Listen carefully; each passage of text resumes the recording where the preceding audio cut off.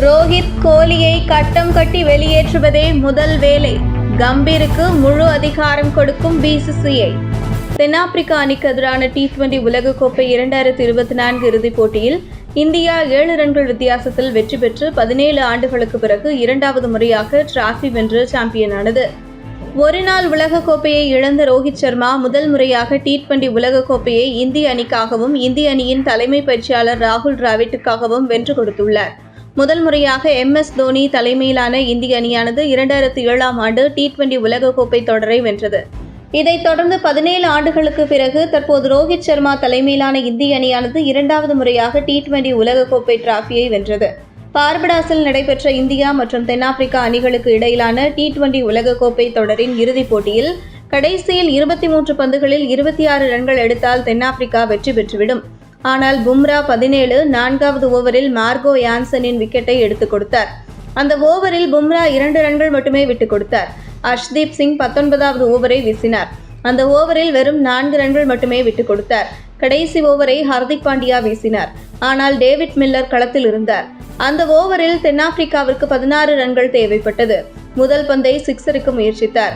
ஆனால் பவுண்டரி லைனில் ஃபீல்டிங்கில் நின்றிருந்த சூரியகுமார் யாதவ் அந்த கேட்சை பிடிக்கவே போட்டியில் திருப்புமுனை ஏற்பட்டது. அதன் பிறகு 2வது பந்தில் ரபாடா பவுண்டரி விளாசினார்.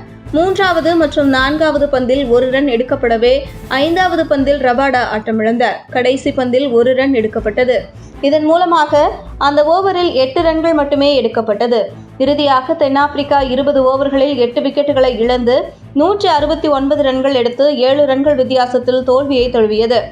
மேலும் இந்திய அணியின் மூத்த நட்சத்திர வீரர்கள் ரோஹித் சர்மா மற்றும் விராட் கோலி இருவரும் நடந்து முடிந்த இறுதிப் போட்டியுடன் சர்வதேச கிரிக்கெட்டில் இருந்து ஓய்வு பெறுவதாக அறிவித்திருக்கிறார்கள். அதே சமயத்தில் தொடர்ந்து ஒருநாள் கிரிக்கெட் மற்றும் டெஸ்ட் கிரிக்கெட்டில் இந்திய அணிக்காக விளையாடுவார்கள்.